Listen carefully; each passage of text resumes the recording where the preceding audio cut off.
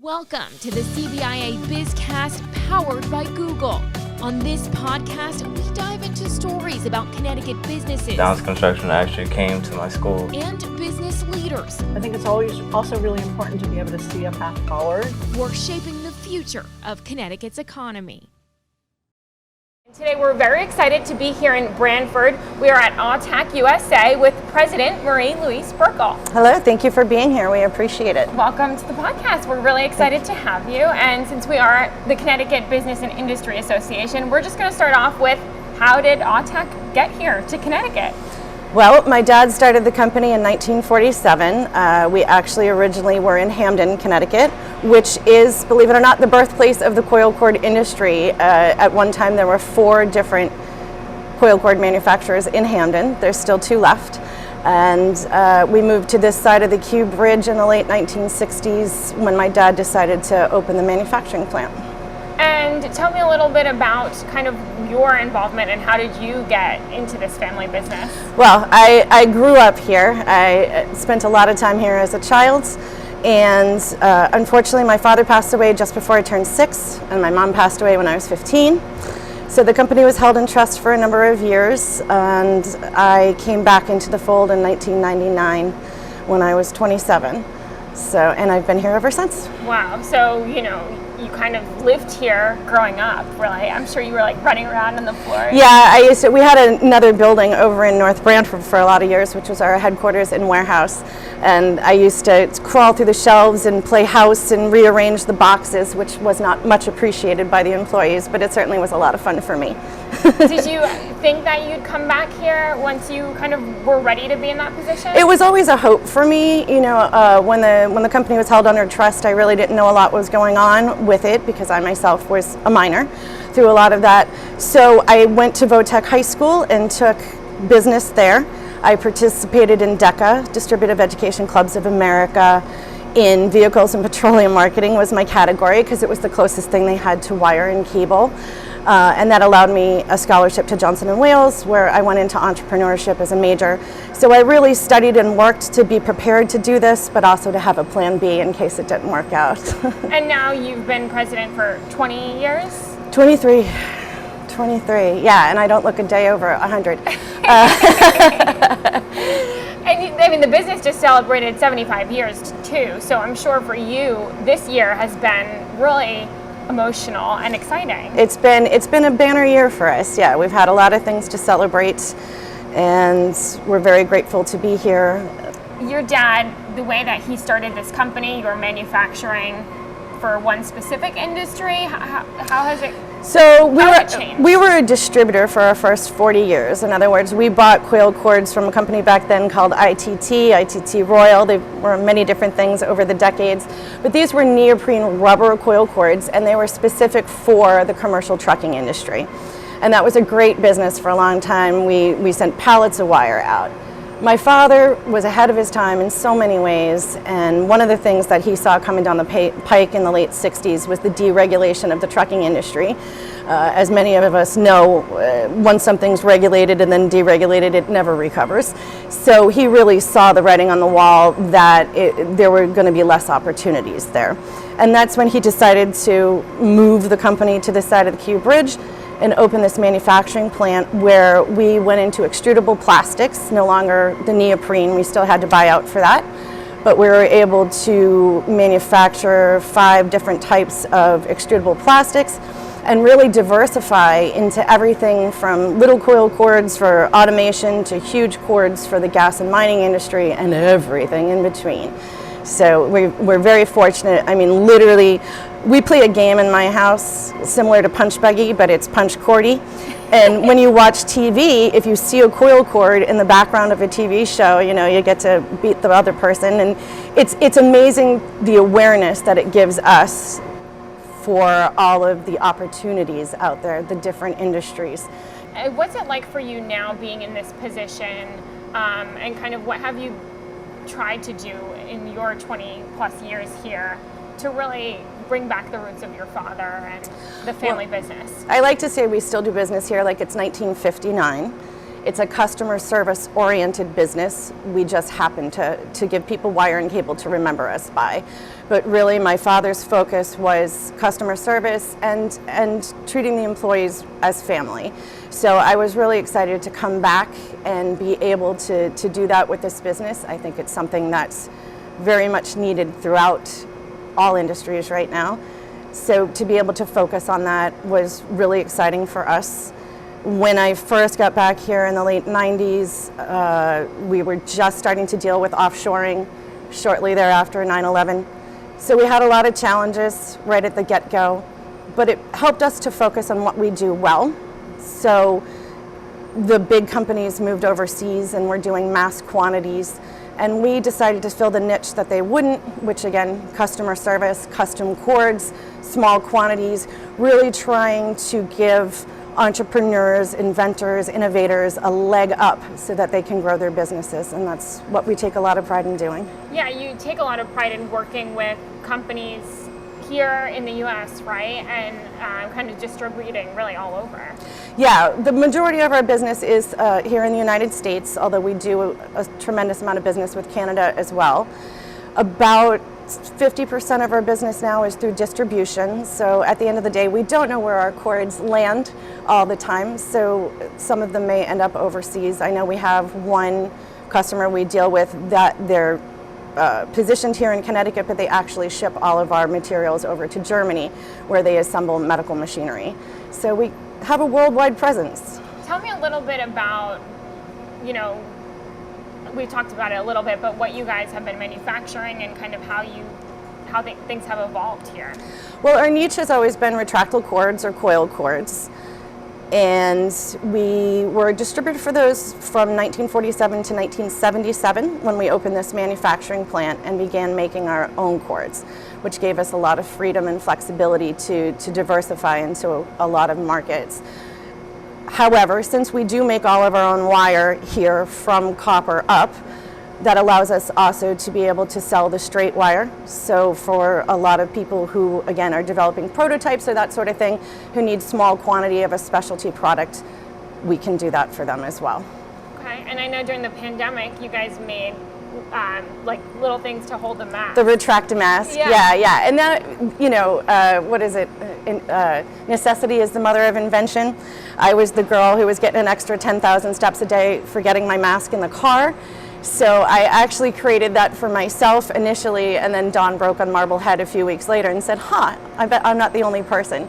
So we did come up with several different sizes to take into consideration people's heights, or if they're doing something athletic. I'm a horseback rider myself, so we made an extra long one so you could stuff it in your pocket while you're doing whatever and not have to go and find it on the ground later. And we were very proud of doing that. And we found a lot of other uses for them as well. So we're having a lot of fun with our customers, asking them to send in pictures for alternate uses for these things as we get away from this pandemic and can start to have a little more fun with them. Yeah, well, I mean, so many businesses like you shifted to things that were necessary for the pandemic. But I also know the pandemic also impacted workforce, other aspects of your business. Tell me a little bit about the impact it had specifically here and how you came out better because of it. We're actually very fortunate here. We retained our entire production staff through COVID. We lost no one. So I was really happy about that. We did have to make some cuts in the front office, but we're rebuilding from there. However, the pandemic brought us in more new customers in that 2 years than we had in the 10 years prior, because people were having a hard time finding businesses that were open and producing and customer friendly. So that really helped us out quite a bit. And we investigated doing other things as well. We were in a position where we could have changed our machinery over to make medical tubing. So that was a plan F in the segment of things. So yeah, the pandemic gave us a lot of opportunities which we hadn't had. Again, I was able to keep my people. I'm very fortunate. I have such a great workforce. When the pandemic first popped up and we weren't sure if we were going to be able to keep running, there was 9 o'clock at night. My guys met me here and we put tarps over things and got everything set up to shut down if we had to. But we were fortunate enough to get signed up as a Tier 1 supplier with the White House, which allowed us to remain essential and to keep going. And what do you think brought that commitment from your employees? What kind of things do you think that you're doing here that really made them want to step up? Wow, that's a rough one. We're very good to our people here. We're flexible. We appreciate them. We educate them. My big thing that I tell my employees all the time is I'm always going to provide them with opportunities to get better at their job and to increase their skill set. Because one day they may wake up and decide they don't want to see this face anymore, and they can walk away from the job with more skills than they came on. So it's a win-win for everybody. And I think just being respectful of their intelligence and their capabilities, people appreciate that. I include them in a lot of our decisions. They know their job better than I do. I'm not a micromanager, so I really give them a lot of say in what goes on around here, and am always curious to have their input. Where do you recruit your talent from? So the majority of our people have come through an employment agency here in Branford, Connecticut called Reitman. We take people in as temps, and if they make it through the hole, now it's 500 hours, and they still like us, then we'll take them on board as employees. Awesome. So that's kind of a program that you've been able to have success going back and forth with. Yeah, we've had great success. Reitman's a great agency. They send us wonderful people, and we're very fortunate that we can do it that way. Yeah, it's great to have that partnership too, where you know somewhat of what you're getting. Yeah, it's nice to have trusted partners, especially when it comes in this day and age to employees and retention and finding good people. Now, 75 years is just a fabulous milestone, especially for a family business. What are you kind of thinking now as you look to the future of the business? What are you hoping to accomplish? We want to see ourselves grow again. We're seeing, thank God, a lot of people come back to buying products in the United States and understanding how that supports the job market and the economy overall. So there's a lot of opportunity for us going forward. Believe it or not, I'm the youngest business owner in the industry. So at some point, we'll get market share back just because people, eventually have to die. There's a very few of us left in the United States. I think we're down to 11 of us who make coiled cords, and only about 5 of those actually manufacture their own wire to do the coiled cords. So we really are a unicorn, and we intend to market that. And like I said, customer service, we're finding from our vendors that we don't get customer service necessarily. They don't have sales account reps anymore. We have to do a lot of our own homework. So we're trying to take a lesson from that and make sure that for our customers, not only are we a resource for product, but we're a resource for information and technology. I think a lot of Connecticut companies in particular take a lot of pride in that, right? Yeah. I mean, Connecticut was, one of the original manufacturing hubs here in the United States. There are a lot of sleeper manufacturers still here. And yeah, the family-owned companies, we do take a lot of pride. Your employees become part of your family, your customers become part of your family. If you're fortunate enough, your vendors become part of your family. So it's an easy thing to take pride in. It's doing things what I think is the right way. And you mentioned just being one of only 11 in the U.S. How does that motivate you? How did that motivate me? Again, I see in our industry right now, there's a big movement with a lot of venture capitalists coming in and buying out these companies. They're not there to invest in growing the company as much as I think to get a write-off against the rest of their portfolio. So it's really important to me, not only for my company, but competition is what breeds a good industry. So it's very important for me that we take this opportunity again to work well, not only with our customers, but we have friendly relationships with several of our competitors as well. We've helped each other get materials through the pandemic when the supply chain was messed up. We've talked about forming buying groups so we can deal with some of these price increases and order quantity increases. So the motivation is to keep this industry going and growing. And again, to be able to be there for our customers, and if we can't do something ourselves, to have that friendly relationship with our other competitors so we can point them in the right direction. And obviously the supply chain is still such a big issue for so many. Inflation, how are you kind of going at those issues? How are you overcoming them? We're working on it. It's getting harder every day. Like I said, with the increasing prices, we're getting pinched here and there with different vendors. Like everybody else, we had some cash crunch issues during the pandemic. Some of our customers weren't liquid enough to pay their bills, and we helped them with that. Our vendors are not helping us. So it's a challenge we need to overcome. I am very happy we have partnerships with CBIA and Manufacturer CT, and again with the Office of Small Business at the White House, that we have places to go to talk about these issues and try to find the people at the top of the food chain to encourage them to start to develop programs where they encourage small business to grow instead of, as I call it, eating their young. It doesn't seem like a smart idea to me to put your customers out of business when times are bad, because then you don't have them when times are good. So hopefully as we go forward, we can influence some policy and some changes at the top of the food chain where these businesses are encouraging and growing small business instead of following the antiquated 80-20 rule. Yeah, and you guys have been a small business for so long. It's, yeah. You see the problems that come and go, but it's really worth fighting for. It is, and we're lucky as a small business. It's easier for us to change course, to change the sails with the wind, and be able to adjust with things as they're happening. We're very lucky that we have a good partnership with KeyBank. They've been helpful to us with getting some cash to keep things flowing as we argue out these terms with the various different vendors. Okay, so a community partner like KeyBank has really supported you. Yeah, it's very helpful, and of course the Department of Labor here in Connecticut is always an awesome resource for us for grants, for education for our employees, because again, the better we get at our job, the more we can control the expenses and kind of stave off these increases by being more efficient. So we have a lot of great partnerships in Connecticut. It's a great place to do business. There's a lot of different opportunities to work and network with organizations and the government here in the state.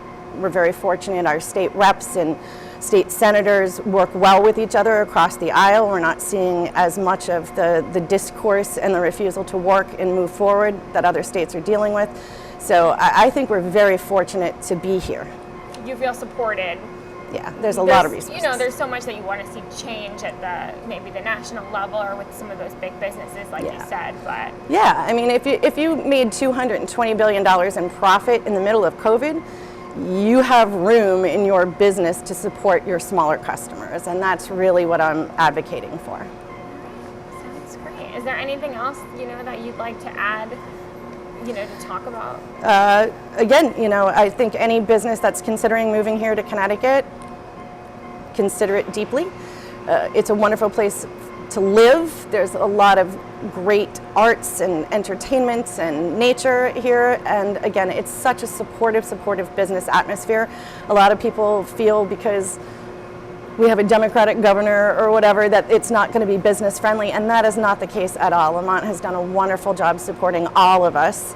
And if you're considering moving to Connecticut, I would highly advise it, and I would recommend getting in touch with CBIA and Manufacturer CT to get yourself some partnerships. Awesome. Well, we're so excited to see 75 years. Maybe we'll be celebrating 100 very soon. Hopefully, I'll make it that long. Well, thank you so much for joining us on this week's BizCast. You can listen, like, and subscribe to our podcast on Apple or YouTube. And while you're there, leave us a review and let us know if you have ideas for future podcasts. For more episodes, head on over to CBIA.com.